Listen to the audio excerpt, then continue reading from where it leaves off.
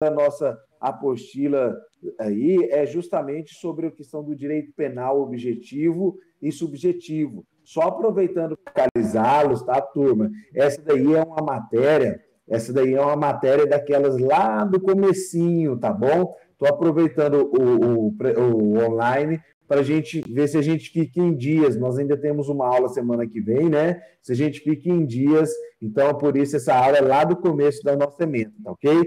Então, ó, direito penal objetivo é o conjunto de preceitos legais que regula a atividade do Estado em definir crimes e combinar sanções. É como se fosse o conjunto de leis. Então, o Kleber, o direito penal objetivo é aquilo que literalmente constitui o ordenamento penal brasileiro. Então, tudo que diz respeito, no que diz respeito a normativas, né?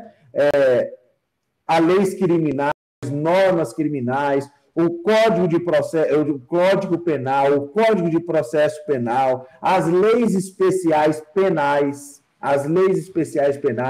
Maria da Penha, tráfico de drogas, crimes hediondos,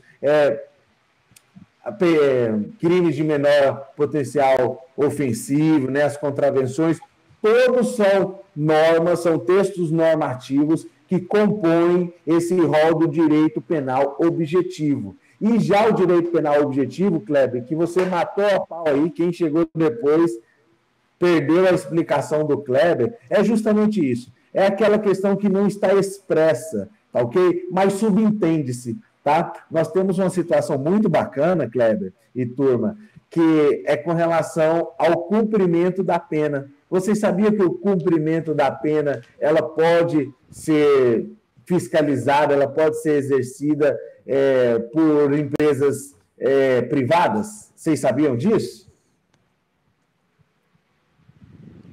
Alô, alô? Sim, por quê? Porque esse dever poder do Estado, o Kleber, ele vai até o momento da sentença.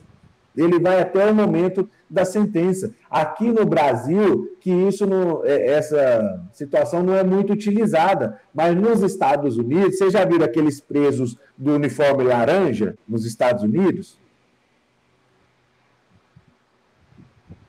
Lá existem empresas privadas, ok? Do ramo penitenciário. Elas têm os seus próprios presídios, o Estado terceiriza o cumprimento da pena. Então, empresas privadas. Por quê? Esse dever do Estado vai até o julgamento.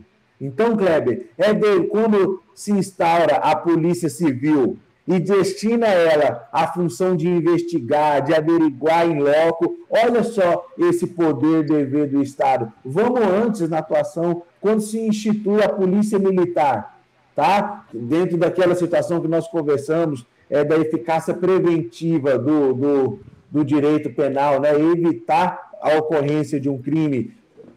É o poder do Estado também sendo constituído e não está expresso lá. Olha, a instituição da Polícia Militar é um exemplo de dever... Não está. Mas esses mecanismos de segurança pública, eles são a forma que materializa aí esse dever poder, por isso o aspecto subjetivo. Viu, turma? Foi isso que a gente conversou com o Kleber aqui, quem chegou depois no primeiro tópico da nossa apostila. Tranquilo? Alguma dúvida aí? Estou vendo aqui agora, eu até coloquei uma expressão que é muito utilizada na doutrina, é uma manifestação do poder do império, é regulado pelo próprio direito penal objetivo que estabelece seus limites. Como eu falei, o direito penal objetivo é todo o conjunto normativo, né? Texto de lei. E é justamente o direito penal objetivo que vai fixar o limite, como esse que eu coloquei aqui para vocês, tudo. O limite do Estado desse dever poder é até a aplicação da pena. Ninguém pode aplicar a pena pelo Estado. Ninguém pode apurar, ninguém pode julgar, processar e ninguém pode aplicar a pena. Mas agora, executar a pena, aplicar a pena é no momento da sentença. Agora, executar a pena já não tem nada no direito penal objetivo e nenhum texto normativo que obriga somente ao Estado executar a pena. Esse exemplo aí dos presídios privados é um ótimo exemplo. Depois vocês deem uma olhada nos Estados Unidos. Josenias, iria acabar de comentar isso, professor, sobre essa questão da privatização dos presídios, Josenias? Isso, Josenias, bem isso mesmo, tá ok? É realmente, e assim, pessoal, vocês acham que não, Josenias, mas esse é um ramo, se o governo federal tivesse uma política de privatização dos presídios, a gente pode achar que ninguém se interessaria por isso. Mas é um baita do ramo. É um baita do ramo. Claro que tem as suas peculiaridades, né? Tem as suas peculiaridades. Ó, pessoal, vou tomar um todinho que eu acabei de acordar, beleza? Ontem eu fui dormir 4 horas preparando aula e eu vou acordar aqui em cima. Mas, Kleber, quem foi que colocou a questão aí, entendeu, meu amigo? Limpou aí um pouquinho.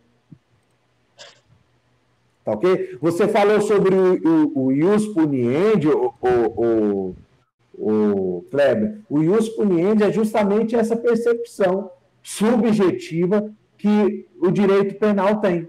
Tá ok? São questões, olha só, não tem a ver com o ius puniendi, mas tem a ver com a questão da subjetividade. Nós vamos trabalhar a teoria do crime no presencial. Não vou dar aula de teoria do crime para vocês no virtual. Lá no artigo 23, só fala assim, legítima defesa. É um excludente de ilicitude, é legítima defesa. Mas eu pergunto para vocês, o que é legítima defesa?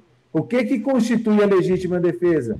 Como que constitui a legítima defesa? Na prática, como que uma legítima defesa é caracterizada? Código Penal, Kleber, não falou nada disso. Tudo subjetivo.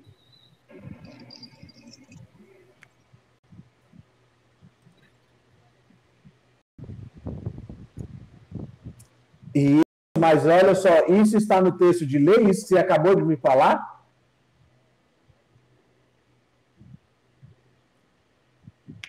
Exatamente. Olha só, essa relação, Kleber e turma, é interessante a gente fazer, ok? Vocês já estudaram lá fontes do direito penal, fontes do direito, acho que introdução ao direito, né? Vocês tiveram IED?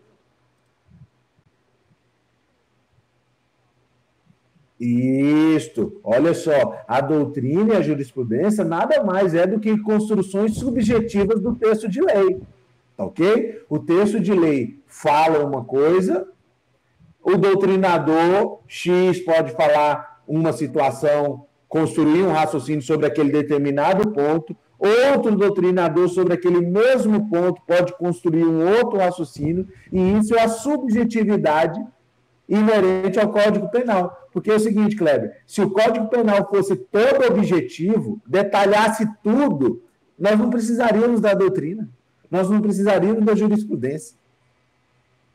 Concordam comigo? Então, assim...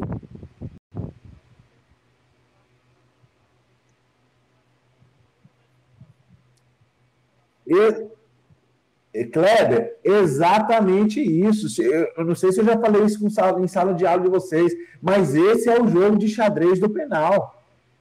Direito penal é uma matéria onde a carga subjetiva dele é muito maior do que a carga positivada, do que aquilo que está no Código Penal, justamente porque o legislador não tem como prever todas as possíveis interações criminais em uma sociedade. Ok? Então, o exemplo aqui da legítima defesa é um deles. Ele só falou legítima defesa, mas agora, parceiro, promotores, julgadores, advogados, delegados, vocês que se virem para identificar a legítima defesa na prática. Aí entra o papel da doutrina, entra o papel da jurisprudência nesse processo como um todo. Mas essa percepção, turma, nós precisamos ter. Ok? Que existe uma carga subjetiva muito grande no texto normativo penal. Tranquilo? E justamente por isso que o Kleber falou. É impossível você positivar, colocar no texto de lei todas as possíveis interações humanas. Isso daí seria impraticável. Outra coisa, Kleber, a via recursal também praticamente não existiria. Concorda comigo? Se o direito penal prevesse todas as situações no seu texto, então para que recorrer? Se eu já perdi na primeira instância, para que recorrer? E isso eu converso muito com meus alunos no dia a dia. Eu dou uma mentoria aí para jovens advogados criminalistas, e eu falo muito isso para eles. Porque o aluno também, às vezes chega na faculdade com essa condição de não, perdeu na primeira instância, está tudo perdido. Não adianta recorrer. E não é bem assim. Justamente por conta da subjetividade. Olha só, na primeira instância, quem julgou foi somente um juiz. Na segunda instância, quem vão julgar são 3 desembargadores, com decisão coletiva. São pontos de vista diferentes, percepções diferentes, então é justamente por conta dessa carga subjetiva do direito penal. Tranquilo, doutor Kleber? Turma, e como eu falei aí, só interrompendo o Kleber, eu estou à disposição de vocês. A nossa aula, a dinâmica da nossa aula hoje vai ser dessa forma, conforme as dúvidas de vocês, tá bom? Eu estou à disposição. Kleber, se tiver mais alguma coisa, estou às ordens, meu amigo. Enquanto isso, vou tomar um gole de todinho.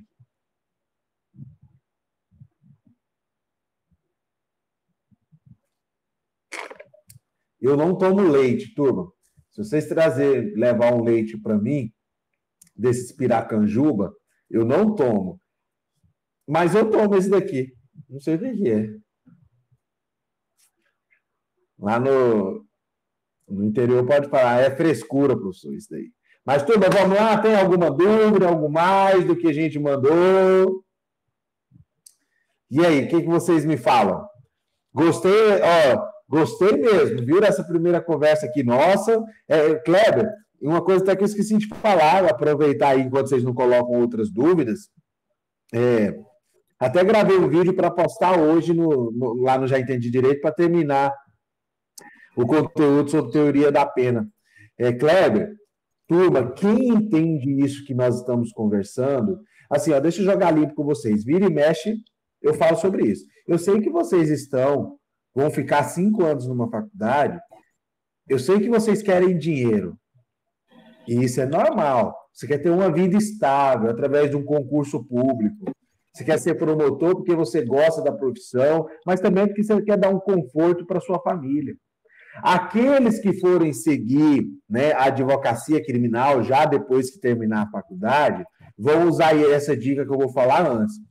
Os que vão querer concurso público, na preparação do concurso público, você precisa ter isso em mente quando for estudar direito penal. Olha só, lei do inquilinato. Com quantos meses o Kleber, dono da casa, pode me tirar da casa dele que eu não pago aluguel? Com quantos meses em atraso? Vocês sabem? Não. Quem regula é o Código Civil, o Kleber. 3 meses? A lei do inquilinato, Kleber. No Brasil, nós temos uma lei que regula todas as relações de aluguéis comerciais e residenciais, Kleber. Depois você dá uma lidinha aí, lei do inquilinato. Tá? Quem que falou aí foi o Isan, 3 meses? Josenias. Josenias? Josenias gritou aí 3 meses. Josenias, tá certo. Aí eu pergunto para vocês, a lei do inquilinato fala o seguinte, a partir de 3 meses de atraso, o dono da casa, o Kleber, pode entrar com a ação de despejo contra mim, Rafael. Beleza? É isso que fala o texto normativo, tá? Não é matéria penal, não, turma. Fica tranquilo que eu só vou usar para comparar. Eu pergunto para vocês, com 2 meses de atraso somente, o Kleber pode entrar com a ação de despejo contra mim? E aí?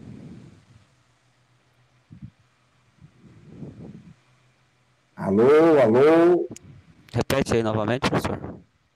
Eu estou devendo 3 meses de aluguel para o Kleber. Tá ok? O código, a lei do inquilinato fala que a partir do 3º mês pode entrar com ação de despejo. O Kleber quer me tirar da casa dele. Que eu não pago. Se eu devo 3 meses, ele pode entrar com essa ação?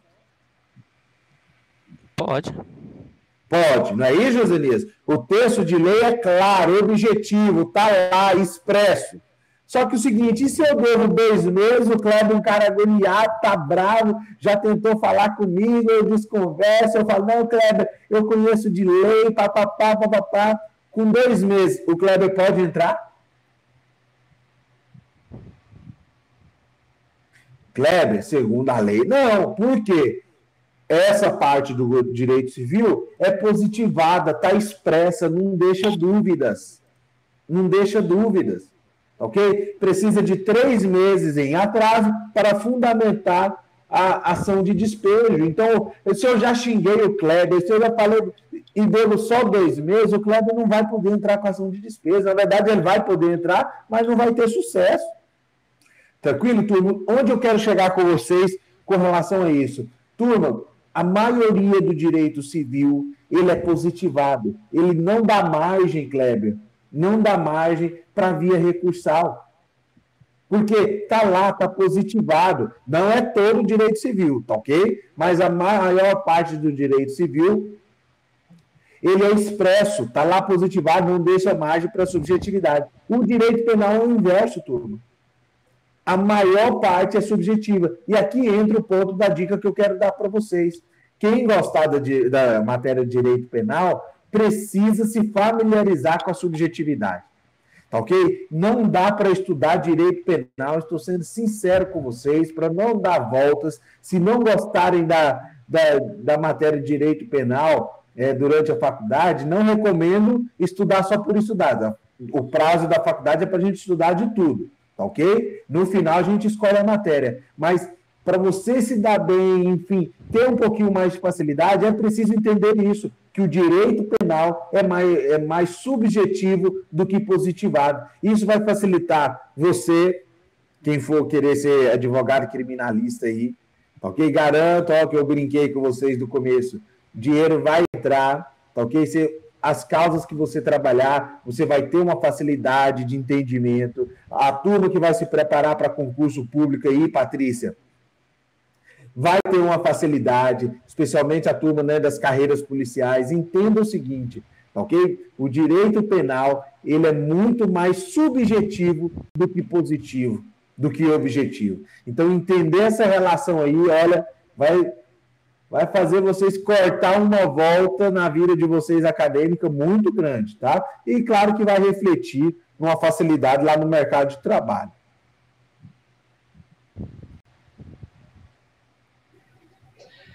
Professor, eu queria saber o seguinte, o senhor falou que vai colocar o vídeo e as avaliações, as perguntas, o senhor vai colocar também? Carla, o vídeo eu já coloquei, eu mandei aqui no grupo, você viu? Ah, eu acho que eu não vi ainda. Eu vou olhar. Já está lá no canal do YouTube. Ah, sim, sim. Eu falo as questões de avaliação no portal. Sim. Olha só, me atualiza aqui. Eu digitei alguma avaliação para você? Alguma questão para vocês? Não.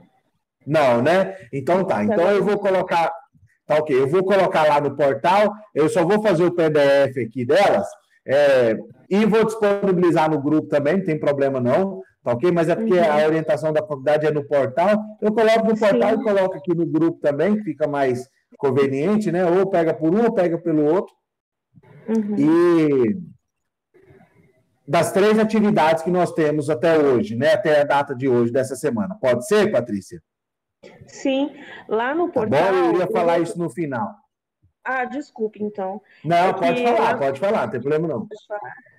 É que lá no portal, os professores já estão na avaliação 5, tá, professor? Só para o senhor saber. Na verdade, é porque, se eu não me engano, ela já começa pela atividade 3, não é isso? Isso, que então, vale 3 pontos, isso. Eu vou colocar, porque já começa, mas eu vou atualizar vocês todas as atividades, hoje até no final do dia eu já coloco todas lá. Tá ok, era só essa minha dúvida. Tranquilo? Não, beleza, Patrícia.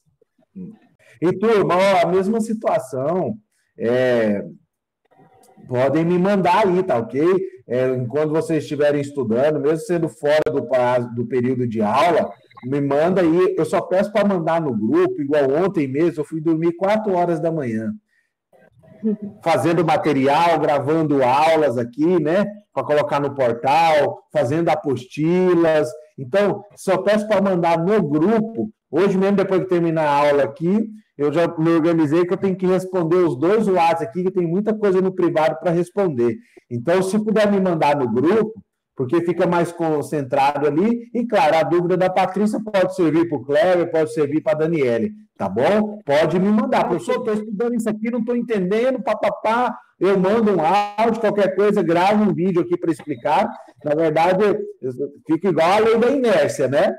Eu fico inerte. Se vocês me provocarem, a gente vai somando aí, tá bom? Tá? Eu coloco à disposição de vocês. Tá ok. Tá bom? A questão do privado, pessoal, não pensa que é enjoeira minha, não, tá bom? Mas é porque realmente eu tenho 2 WhatsApp e um celular só, né? Um do escritório e outro que eu atendo só a academia, que é esse que está os nossos grupos. Então, se eu tento responder todo mundo, mas às vezes acumulo, então eu sempre peço para mandar no grupo, porque fica mais concentrado. Eu olho primeiro no grupo ali, né? Para ver se tem alguma questão. Então, se puder mandar por lá e a gente compartilhar a dúvida, fica melhor também.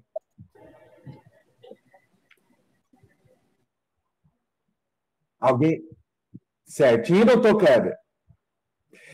Turma, eu preocupei. Sim, Kleber, pode falar.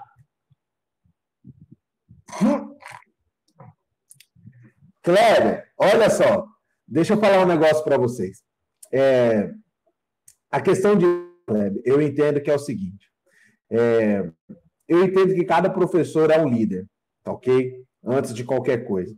E o seguinte, você me lembrou uma situação de um grande professor, amigo meu, hoje é amigo, mas foi meu professor antes, né? E depois que eu me tornei professor, ele me ajuda muito, que ele chama o professor João Paulo, é lá da minha cidade. E ele sempre me falava assim, Rafael, o dia que você, professor, perder a vontade de ver o seu aluno melhor do que você sai de sala de aula.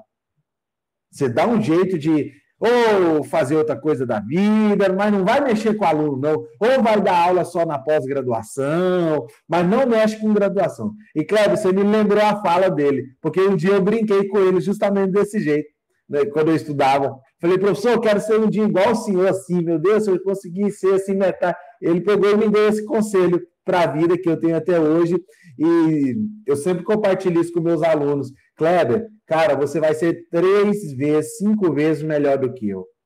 Sabe, sem demagogia, a minha dedicação enquanto professor, com os recursos que nós temos hoje, né? Os recursos que vão vindo aí no dia após dia, enquanto professor, eu não tenho orgulho ferido. Eu já brinquei com vocês, não sei se eu já brinquei com vocês, olha, eu quero ter uma aluna logo, Daniele, promotora de justiça. Sabe, eu quero colocar no meu Facebook, quero colocar no meu Instagram, olha, meu aluno, meu ex-aluno Sávio é promotor de justiça, meu ex-aluno Kleber é juiz de direito. E eu falo isso, pessoal, com sinceridade, a fala do Kleber me lembrou. Então, Kleber, eu quero que vocês sejam muito melhores do que eu. Eu não tenho essa ganância de querer ensinar pela metade. Ah, não, eu vou ensinar pela metade porque meus alunos não podem... Não tem essa, não. A minha dedicação é contínua aqui, no dia a dia, mas, assim, quando eu entro em sala de aula, mesmo aqui no virtual, a intenção é contribuir para a vida de vocês e, assim, possibilitar que vocês sejam melhores do que os mestres. Tem um livro... Rapaz, eu não vou lembrar o nome do livro. Eu sou evangélico e eu sempre li muito sobre liderança. Gosto muito de ler sobre liderança. E eu não vou lembrar, Kleber. Se a hora eu lembrar, eu compartilho com a turma. E ele fala justamente isso. Tolo é o líder que limita a capacidade de evolução dos seus liderados, né? A maioria dos líderes tem esse medo, né? Esse receio, né? E não é assim. Eu entendo, Cléber, que vocês vão ser melhores do que eu. Essa é a minha intenção. Se não forem, alguma coisa deu errado aqui. decreto, né, sabe, nesse o Josenias falou, quer dizer, e Josenias, nesse novo decreto inclui as instituições de ensino também? Ah, bacana, bacana. Turma, olha só, não queria falar aqui sem o Kleber, hein? Até mesmo porque ele é bem participativo, é o nosso líder aí, e também porque parece que ele tinha uma dúvida. Alguém pode verificar lá no grupo se teve algum probleminha com a internet dele? Ah, já, então beleza. Kleber, você ia pondo alguma questão, Kleber?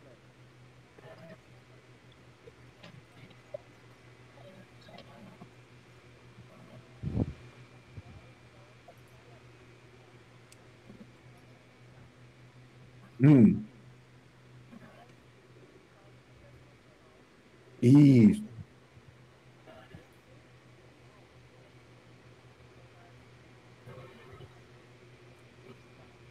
isso.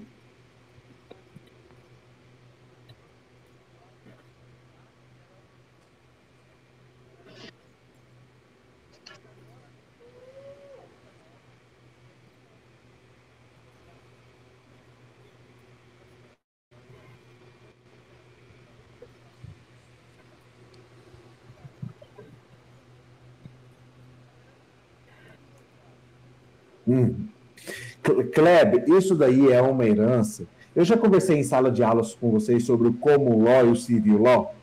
Sim. Já ouviram esses termos em sala de aula? Sim. Uhum. Já expliquei, né? Assim, não é da nossa matéria, mas serve para contextualizar algo que a gente trabalha.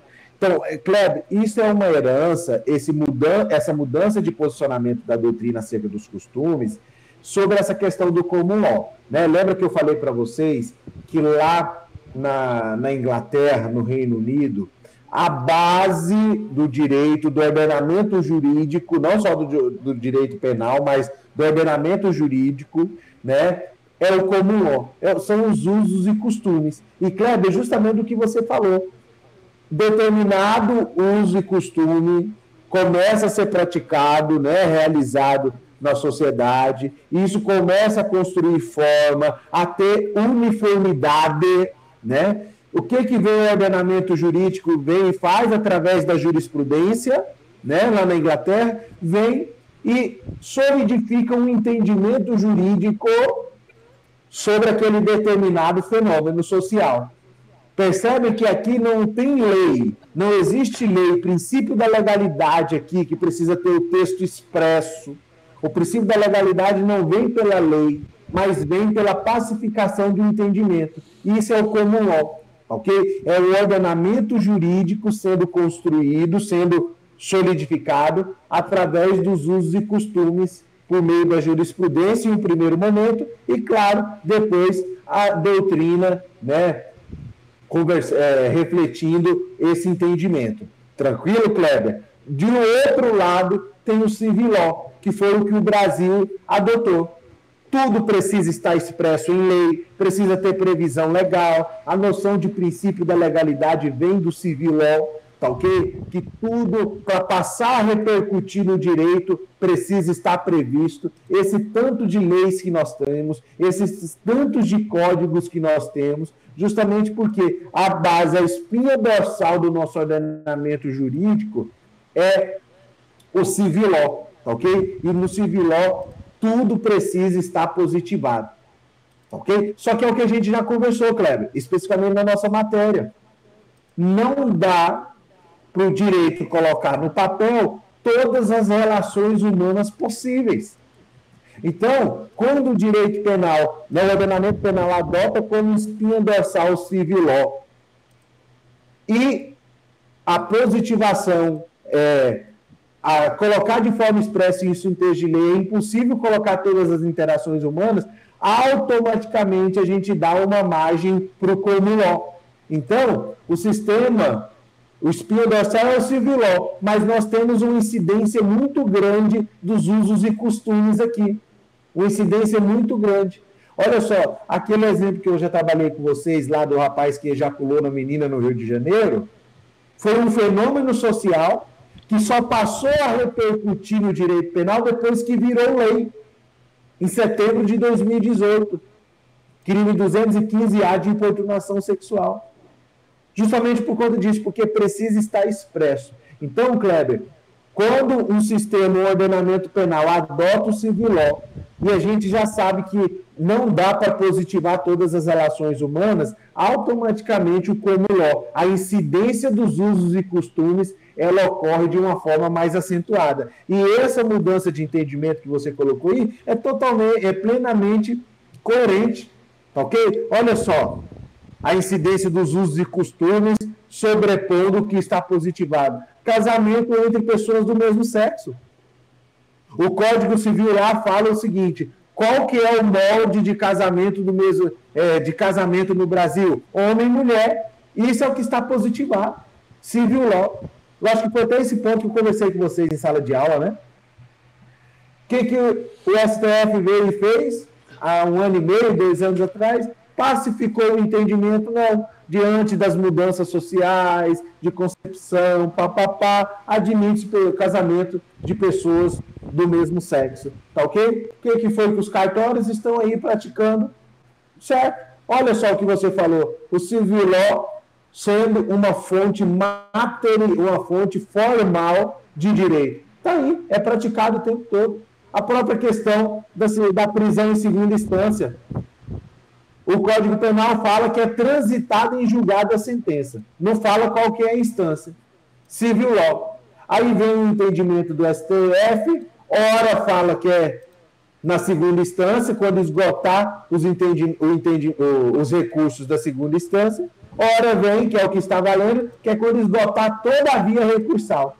Então, Kleber, esse é o raciocínio da questão que você colocou. É totalmente coerente essa mutação de entendimento, tá ok? A princípio, em um primeiro momento, tem-se os usos e costumes como fonte material, tá ok? Mas com essa incidência, essa importância, como os usos e costumes estão repercutindo, nós podemos transferi-los aí, tem doutrinador falando isso, essa mutação dos usos e costumes passando a compor o rol de fonte formal.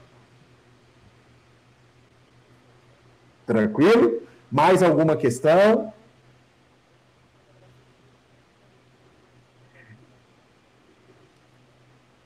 Na verdade, se você for ver no texto de lei, é somente o civil law, ok? Que é a necessidade de uma lei expressa. Mas é o que eu falei para vocês aqui. Não dá para prever no texto normativo, no texto expresso, todas as relações. Sempre vai ficar alguma coisa, né? Aí vem a incidência dos usos e costumes, né? Aí sendo questões ponderadas aí no ordenamento, não só no ordenamento penal, mas no ordenamento jurídico mesmo.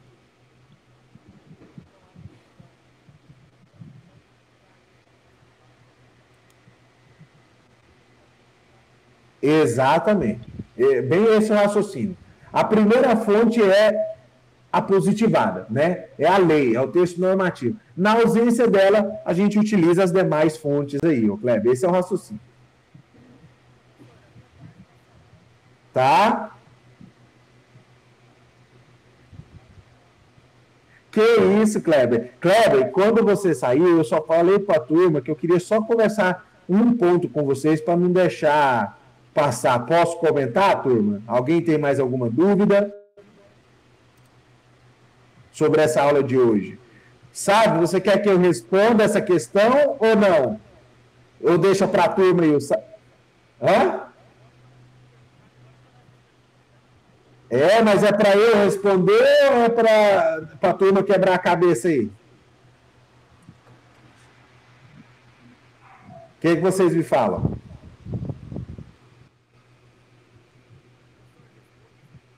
Então beleza. Então eu vou fazer o seguinte, eu posso só dar a explicação que eu quero da aula e depois a gente finaliza com a questão do sábado? Me autorizam? Vamos embora. Então, beleza. Turma, no final da apostila de vocês aí, eu coloquei sobre a lei temporária e a lei excepcional. Artigo 3º. Ok? O que eu preciso falar para vocês? Lei temporária, turma. Acho que até coloquei aí no corpo. É aquela lei que já nasce sabendo o dia que vai morrer. Ok? Nasce sabendo o dia que vai morrer. ela já entra em vigência e no seu bojo, tá ok? Acho que até eu expliquei isso no vídeo, no seu corpo já tem a data definida, a data fixa ou o período de dias que ela vai ser revogada, que ela vai perder a vigência. Tranquilo? A lei excepcional também ela tem um caráter temporário, tá ok? Só que esse período que ela vai ficar vigente, ele é indeterminado. Não tem como prever quanto tempo. Por quê, pessoal? Porque ela está atrelada a uma circunstância excepcional, por isso, lei excepcional. Estado de sítio, estado de guerra, estado de calamidade pública, tá ok? Estado de emergência, são situações excepcionais e que, se for preciso editar uma lei para aquele momento, essa lei terá caráter, natureza excepcional e a sua vigência está atrelada à duração desse período excepcional. Então, assim, turma, aí coloquei o conceito, tá ok? São conceitos simples, bem tranquilos, mas o que eu quero dar uma ênfase, até no vídeo eu chamei a atenção de vocês um pouquinho para isso, que é com relação às duas características que eu coloquei. Primeira característica embaixo, que é das duas, tá bom, turma? Autorrevogabilidade. Turma, nós trabalhamos lá nos conflitos, né? A novatio leges incriminadora, abolício crime, novatio leges imélios e pédios. A possibilidade da lei retroagir para beneficiar o réu. Beneficiar, não é não, Carla? Bacana, isso aí tá certo. Mas, turma, eu preciso falar para vocês que essa possibilidade não existe nas leis temporárias e nas leis excepcionais. Tá ok? Nas leis... Desculpa, pessoal, eu estou falando da outra... Falei uma, estou explicando outra. Da ultratividade, tá bom? Da ultratividade, se eu não me engano, é a segunda. Eu não estou na apostila aberta aqui no ponto certo. Isso, é que eu falei uma e estou explicando outra. Então, pessoal, a característica da ultratividade é o seguinte. Kleber, eventos ocorridos na vigência da lei excepcional ou na vigência da lei temporária serão julgados com base na lei temporária ou na lei excepcional, mesmo que o julgamento ocorra após a revogação da respectiva lei. Tranquilo? Então, olha só, cometi um crime no período da lei temporária ou no período da lei excepcional, ela foi revogada aqui, e meu julgamento sai depois que ela foi revogada, no meu julgamento vai ser utilizado a lei temporária e a lei excepcional. Ah, professor, mas a lei temporária é mais benéfica que a atual. Pessoal, ultratividade, ok? Nas leis temporárias, na lei excepcional, não existe esse negócio de, volta para beneficiar, é a lei atual porque é para prejudicar, porque é mais benéfico. Não existe, tá ok, turma? Então, ultratividade. Alguém tem alguma dúvida até aqui sobre essa característica? Não, tá bem tranquilo, bem explicado. Tranquilos? E, pessoal, a segunda característica aí, autorrevogabilidade. Vocês já devem ter visto lá em Direito Constitucional, eu não sei se é matéria do primeiro ou do segundo semestre, sobre o processo legislativo. Vocês já viram sobre o processo legislativo? Só mais por alto, professor. Então deve ser matéria agora do... Vocês têm constitucional, né? No segundo semestre, né? Sim. Uhum. Então, vocês vão ver como que se dá o processo de criação de leis. E o que acontece, turma? Lei A foi criada. O que é necessário para essa lei A ser revogada? E não é uma lei temporária, é uma lei excepcional, tá, turma? É uma lei ordinária. O que precisa para essa lei A ser revogada? Vocês sabem?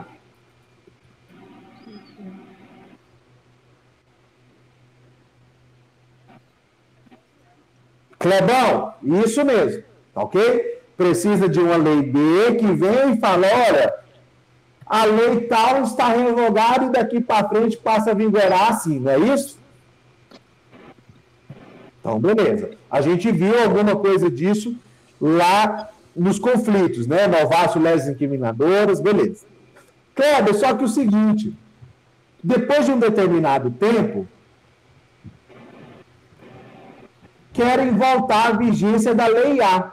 O que vai ser preciso fazer? Basta a revogação da Lei B, que a Lei A vai estar vigente novamente, ou precisa de uma nova lei, uma Lei C, que revogue a Lei B e volte à vigência da Lei A? Qual que vocês acham que é o caminho certo? A lei. É isso aí. Exato. Exatamente. Vai ser editada a Lei C, não é isso? Nesse exemplo aqui. E nessa Lei C ela vai ter dupla função. A primeira de revogar a Lei B, não é isso? E de tornar vigente a Lei A. Tranquilos, turma? Turma, esse processo não existe nas leis temporárias e nas leis excepcionais, ok? Elas são autorrevogáveis, justamente por conta do que está no conceito. A lei temporária tem prazo. Chegou aquele prazo, está revogada. Kleber, não precisa de uma nova lei, ok? Para revogá-la. A mesma questão do excepcional. Cessou a situação de excepcionalidade, cessa-se também a vigência da lei excepcional. Então, elas são autorrevogáveis. Lei excepcional é como se fosse esses decretos que estão acontecendo por causa do Covid? Exatamente. No vídeo até coloquei aí, Josenias, na época da Copa, né, nós tivemos uma lei excepcional, uma lei geral da Copa, uma lei temporária que tinha data para terminar. Aqui no Mato Grosso nós tivemos o decreto de calamidade pública, vocês lembram, no começo do ano passado? Teve algumas leis aí excepcionais, especificamente no campo tributário, né? Suspendendo todas as execuções fiscais contra o Estado nesse período, né? Então, assim, a lei temporária tem período fixo, né? Ou em data ou em quantidade de dias, e a lei excepcional, a vigência dela está atrelada à duração do período excepcional. Isso, o Sávio colocou aqui, ó, multa por não usar máscaras, né, Sávio? Aí é uma lei temporária, tá bom? Porque, como eu falei, a gente não sabe até quando essa pandemia vai durar, né, Sávio? Então, a vigência desse decreto está atrelada à duração desse estado de excepcional que nós estamos vivendo aí, pandêmico, né? Bom raciocínio, Sávio. Turma, alguém tem mais alguma questão? Posso explicar a questão que o Sávio colocou? Sim, Kleber.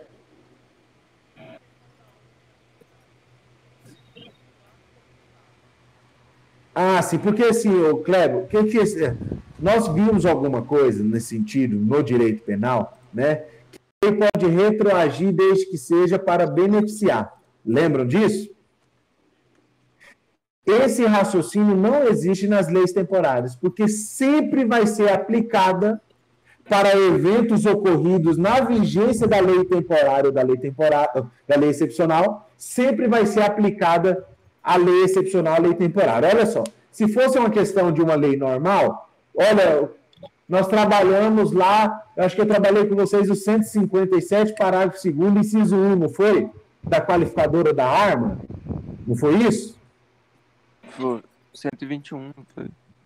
Não, 157, acho que foi 157, parágrafo 2º, inciso 1, a qualificadora da arma que foi revogada. Ah, tá, a caneta. Isso, que eu brinquei com a caneta, isso. Kleber, olha só, eu cometi o crime aqui de roubo, fui condenado, porque eu matei alguém com uma caneta, fui condenado pela qualificadora do inciso 1 em 2015. Ok? Ó, meu julgamento foi antes de 2018, antes da mudança, antes de ser revogado, e fui condenado pela qualificadora. Em 2018 veio a lei que revogou essa qualificadora aí de arma, lá do parágrafo 2º do 157, só que eu fui condenado nela. Quando nós estudamos lá a Novatio Legis in Melius, E aí, a nova situação, né, com a revogação da qualificadora, prejudica ou me beneficia? Sendo que eu fui condenado com a qualificadora. Beneficia. Beneficia, não é não, Isa? Se beneficia, o que obrigatoriamente precisa ocorrer? Eu que estou cumprindo pena aqui em 2019, o juiz vai pedir o meu processo, Kleber, e vai abater da minha pena aquela quantidade referente à qualificadora que eu fui condenado lá atrás. Mas você vai falar, professor, mas o artigo 2 fala que a lei a ser aplicada é a lei do tempo dos fatos, e lá no tempo dos fatos existia a qualificadora, isso não podia. Só que, Kleber, é a regrinha. A lei pode retroagir para Beneficiar o réu. Beneficiar. Então, isso é a retroatividade benéfica. Esse raciocínio não existe nas leis temporárias. E, turma, olha só, e é uma questão de lógica. Tem lógica? Ok? Editar uma lei temporária, igual o Sávio colocou aí, uso de máscaras. Ok? Aí eu sou multado por não ter usado as máscaras. Aí a execução fiscal no Brasil demora 1, 2, 3, 4, 5 anos. Aí daqui 5 anos, quando for me sentenciar, essa lei já não existe mais, porque era só para um momento excepcional. Aí o juiz vai falar, não, agora a lei vamos retroagir para beneficiar, vamos arquivar o seu processo, porque a lei não existe mais. Faz sentido, turma? Existir a lei temporária e a lei excepcional? Aí não, né? Aí perderia o sentido. Patrícia, não perderia um sentido. Para que eu vou ter uma lei temporária, sendo se o julgamento for depois da sua revogação e se for uma questão para beneficiar, não vai usá-lo. Então, assim, Kleber, essa é a situação. Não existe a retroatividade benéfica nas leis temporárias. Ok? Mas e se a lei temporária ou excepcional prejudica o réu? Não interessa. Elas são ultrativas, ou seja, não aplica-se a ultratividade.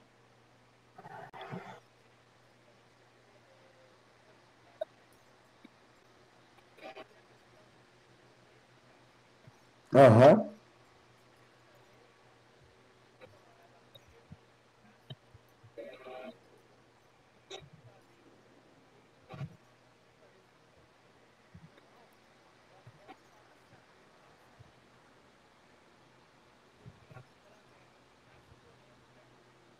E isso. Aí o professor deve ter feito alguma pergunta para vocês assim: qual que é o elemento mais robusto sobre a aplicabilidade da lei? A vigência ou a eficácia? Olha só, deixa eu trazer um exemplo para vocês, Kleber, do penal, ok? Em 2007, o crime de adultério foi revogado. Só que, até 2007 ele estava vigente, sim ou não? Sim. Sim. Era crime, tinha pena, bonitinho, tá ok? Só que, Patrícia, cerca de uns 15 anos antes de 2017, ninguém mais respondia por crime de adultério. Justamente, Cleber, porque a eficácia do tipo penal já tinha caído em desuso, mas estava lá vigente. Se eu fosse um homem, implicado, eu quero saber, eu vou ferrar com essa mulher que me colocou a gampa aqui, a gampa está arranhando o teto da minha casa, eu vou implicar com ela e vou lá na delegacia. O delegado era obrigado a registrar meu boletim, tudo bonitinho? Sim. Por quê? Porque era crime, porque era vigente. Antes de 2007, né? Mas isso ia dar em alguma coisa? Não ia dar em nada. Tranquilo? Então, assim, é um exemplo sobre eficácia e vigência dentro do direito penal, Cleber. Entendi. Uhum. Tranquilo, turma? Posso explicar a questão do Cleber, do Sávio? Pode. Turma, isso daí é uma matéria que nós vamos estudar semestre que vem, em teoria da pena, ok? Em teoria, deixa eu ver, teoria da pena mesmo? Teoria da pena, plurissubjetivos... Não, tá certo. Começo do semestre que vem, teoria da pena, não. Nós vamos estudar em concurso de agentes, tá? Quem quiser ir dando uma lida aí, não tem problema, não. Concurso de agentes. É antes da teoria da pena. Turma, faço uma pergunta para vocês o seguinte. associação criminosa estabelece o seguinte: associar-se 3 ou mais pessoas com o intuito de cometer o ilícito, cometer crimes. Tranquilos? Sim. Beleza? Vamos lá. Eu chamo a Daniela, os que estão me aparecendo aqui. Chama a Carla, a Patrícia e chama o Joselias. Pessoal, vamos roubar? Olha, tem aquela conveniência ali perto do posto, ali perto da faculdade. As câmeras lá não funcionam, as câmeras só fachada. Patrícia, ninguém vai suspeitar de você. Joselias, ninguém vai suspeitar de você. Daniela, ninguém. Vamos. Nós nos reunimos, nós nos associamos 3 ou mais pessoas para cometer o ilícito? Sim ou não? Sim. Sim, né? Só que o seguinte, o Rafael Boca Aberta dá uma bobeira aí, estava sendo grampeado por outros crimes, por outras investigações, e a polícia intercepta. E antes da gente cometer o crime, a polícia desmonta a nossa casinha. Pergunto, nós vamos responder, primeiro pergunto, nós cometemos o ilícito que nós nos associamos? Sim ou não? Associação criminosa, né? Não, vamos lá. Nós estávamos nos associando para cometer um crime, não era? Um crime de roubo. Sim. O ato chegou de acontecer, ué. E aí, nós cometemos o crime de roubo, sim ou não? Não. Não. Cometemos. Então, bacana. Agora, a segunda pergunta que eu faço para vocês. Já que a polícia me pegou a Daniela, o Gesonias, a Patrícia, bonitinho, tá todo mundo em cana, nós vamos responder um único processo por associação criminosa somente, sim ou não? Sim. Sim, Patrícia.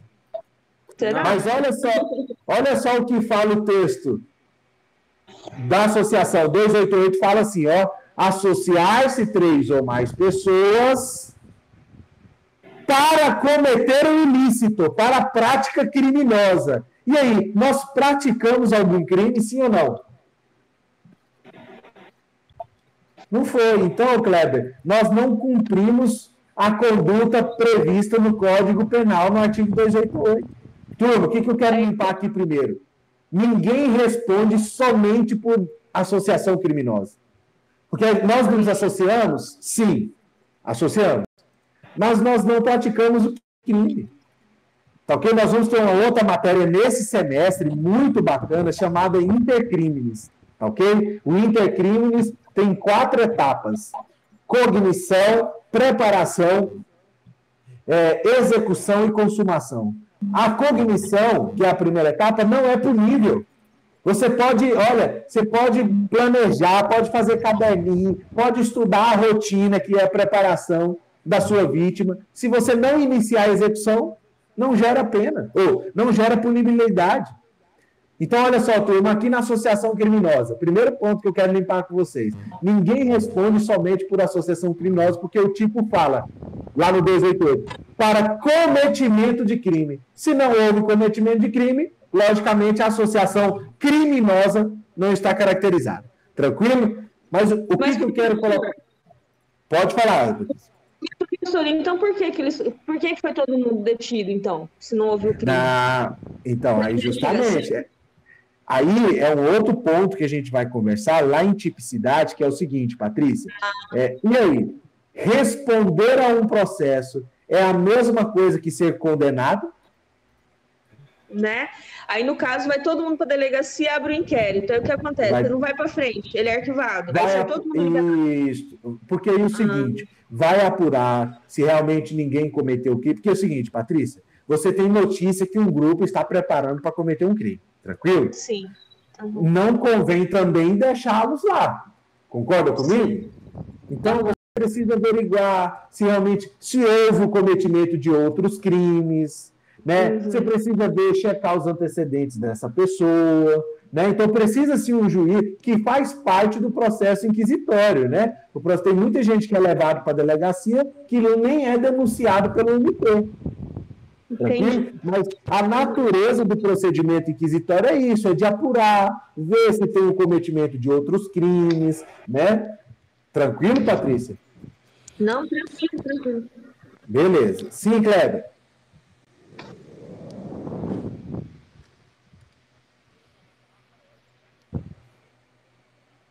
Isso, igual eu. Eu que já estava sendo monitorado, pode ter certeza, Kleber, que vai ter alguma coisa para mim lá.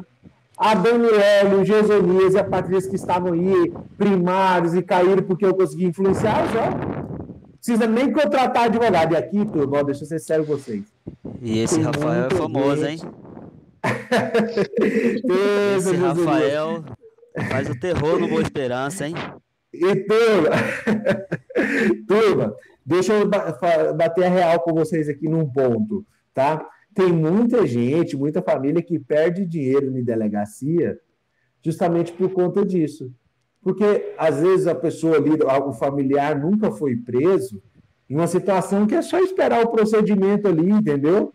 Ele vai sair, aí já ligam para advogado, já contrai, e advogado não perde tempo, vocês sabem, né, turma?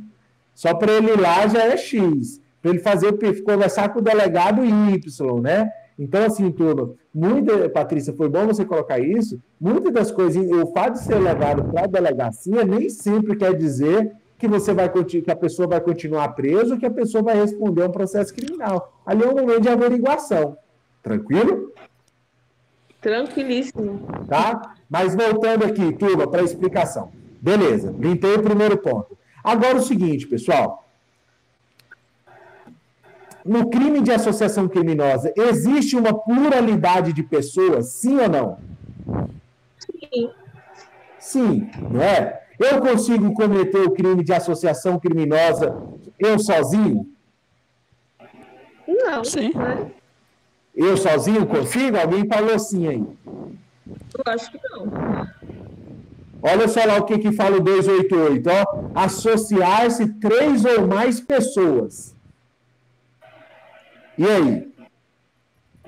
Eu consigo praticar o crime de associação sozinho? Melhor, vamos colocar uma pluralidade? Eu e a Patrícia. Somente eu e a Patrícia. Nós nos reunimos, nós planejamos, a gente troca figurinhas, como que a gente vai praticar esse crime. E aí? Nós vamos responder por associação também, além do crime que nós praticamos? Se for a partir de 3, né? Aí... Turma, Patrícia, Clebão, que colocou aí, justamente isso. Eu e a Patrícia, nós nos associamos, nós reunimos, mas nós não vamos responder pelo crime de associação porque nós só estamos em 2. E o código fala 3 ou mais. Tranquilos? O que eu quero tirar daqui, pessoal?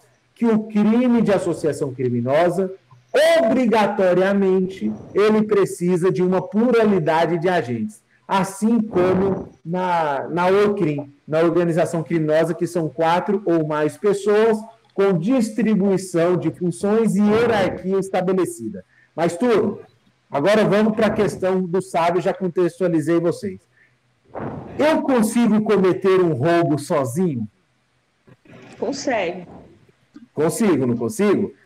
Agora eu pergunto para vocês, o roubo obrigatoriamente precisa de uma pluralidade de agentes para ser consumado, sim ou não? Não. Não.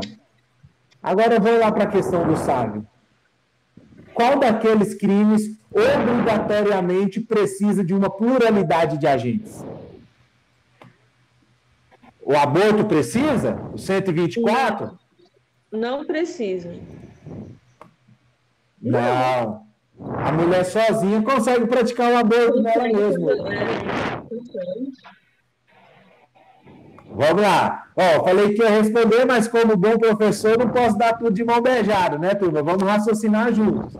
Vejam lá, qual daqueles crimes, a charada é essa? Qual daqueles crimes precisa de uma pluralidade de agentes? Furto. O furto, eu não consigo praticar o furto sozinho, Josanias? Ah, não. Consegue. Consigo, né? Hã? Consegue. Ah, então Claro que beleza. consegue. O Kleber falou a rixa aí. Por que a rixa, Kleber?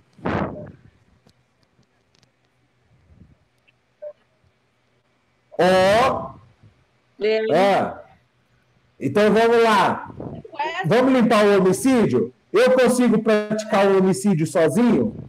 Consegue. Sim, né? E eu vou responder por homicídio, não é? Sim. Isso. E aí, turma, eu consigo ter rixa comigo mesmo? Não. Não. Será que a gente consegue? Começa a vislumbrar alguma coisa que eu expliquei para vocês agora, sobre pluralidade de agentes? Sim. Está cortando, Kleber? Desculpa.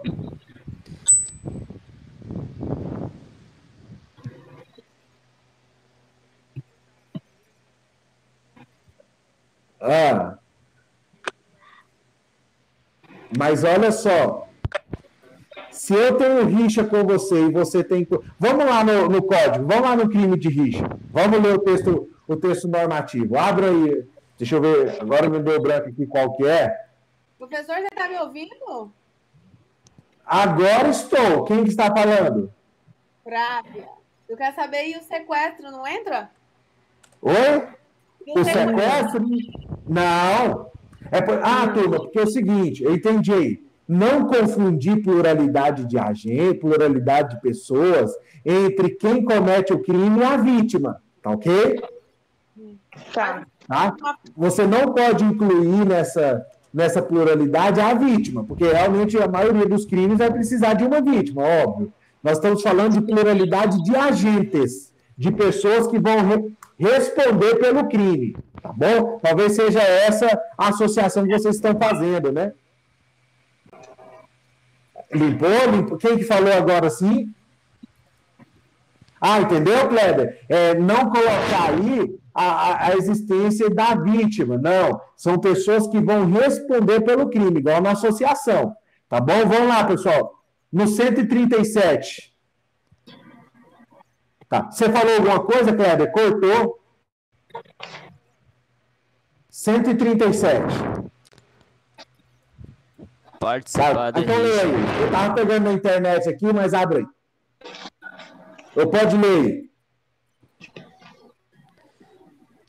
Participar de rixa, salvo para separar os contendores, pena, detenção de 15 dias a 2 meses ou multa. Parágrafo único. Olha só, o Josemias... Pode falar. Não, beleza, só o caput mesmo, Josemias. Só o caput. Turma, obrigado, Josemias.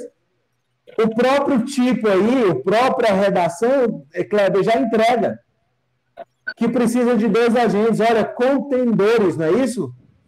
É a palavrinha, né, que está no plural aí, não é isso? Sim. Então, olha só, tá tendo a briga lá, a rixa, papapá. Se eu entro para separar, eu não respondo. O artigo, o caput fez questão. Ok? Mas os 2 vão responder, porque obrigatoriamente precisa de 2 pessoas envolvidas na contenda aí. Tranquilos? Limpou o exemplo, sim ou não? Sim. Isso, assim como a associação criminosa, ou CRIM, precisa de 2 ou mais pessoas. Sendo ali constatadas 2 ou mais pessoas, ou associação 3 ou mais, e o CRIM 4 ou mais, né? Todos responderão pelo tipo penal, turma. Esses são os crimes puros e subjetivos. Tá ok? Crimes puros e subjetivos são aqueles que, para serem consumados, sabe, obrigatoriamente precisa de uma pluralidade de agentes. Beleza? Beleza. Aqui tem outra explicação aqui, ó, professor. A conduta praticada por 3 pessoas ou mais, na qual todos se encontram em uma briga, na qual não é possível diferenciar quem são os autores ou a vítima do crime. Isto. Se está ali na pancadaria e um apanhou, outro também apanhou, outro está lesionado e outro também está lesionado, você vai conseguir diferenciar quem que é a vítima ali? Parceiro, toca a rixa briga nele, generalizada? Entendeu? Exatamente. Então, dentro de curso de pessoas, nós vamos estudar a multidão delinquente também, Joselias.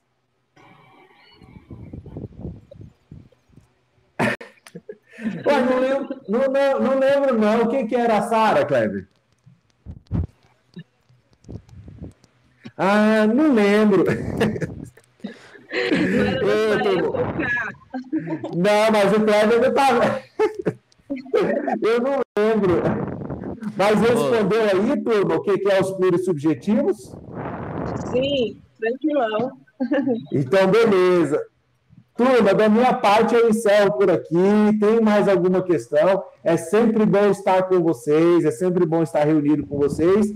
E, olha, gente, ficamos mais de 1 hora, foi produtivo. Professor, essa aula foi gravada? Oi, Josenias. Izan, essa aula foi Oi, Zan. Ué, o nosso técnico aqui é o Kleber, rapaz, que usa o celular. Eu não sei se ele gravou, ele falou no começo para eu bater uma palma aqui para gravar, não sei se gravou. Ah, entendi. Tranquilo. Tranquilo? Turma, olha só, me mandem lá, tá? Tendo dúvida, podem me mandar, tá? Eu estou à disposição de vocês para a gente fazer acontecer, beleza? Beleza, professor. Tranquilo? Oi, Kleber. Na verdade, eu sou de Barra do Garças, né? Mas é divisa com Goiás, né? A nossa cultura, a nossa influência lá é mais goiana do que mato-grossense, né? A nossa referência de capital lá é Goiânia, mais próximo, né? Mas eu gosto mais de Cuiabá, já falo isso para vocês. Fui criado para lá, mas gosto mais daqui. Tá certo. Tranquilo? Turma, um beijo no coração de vocês, foi muito bom, muito bom. Contem comigo aí, beleza? Beleza, professor? Obrigadão. Obrigado.